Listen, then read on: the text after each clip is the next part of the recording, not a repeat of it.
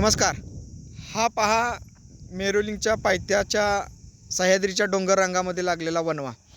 या पद्धतीनं ह्या डोंगर रांगा आहेत.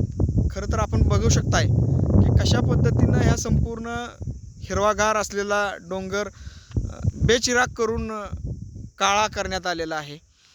खरं तर वास्तविक शासन दरवर्षी जून जुलै आलं की शतकोटी वृक्ष लागवड किंवा वेगवेगळ्या वाढदिवसाला वृक्ष लागवडीचे कार्यक्रम साजरे करतं. या वृक्ष संवर्धन किंवा हे जतन करण्यासाठी शासनानं वेगवेगळे विभाग नेमलेले आहेत. खरं तर हे विभाग केवळ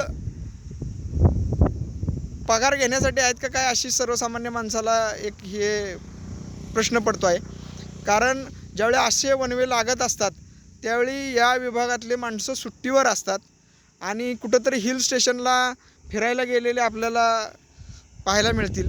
परंतु ही अशी वनसंपदा नष्ट होताना त्याचं संरक्षण करण्याची जबाबदारी असणारी खातं कोणतंही खातं आपल्याला दिसत नाही आणि खरं तर ही शोकांतिक आहे आपल्यासाठी. त्याच्यामध्ये सुदैवानं सरकारनं गांभीर्यानं लक्ष देऊन हे अशा पद्धतीने जे लागतात वनवे, या लागणाऱ्या वनव्यांवर अंकुश आणावा हीच खरं या प्रसंगी आपणाकडून सगळ्यांकडून त्यांना विनंती आहे. धन्यवाद.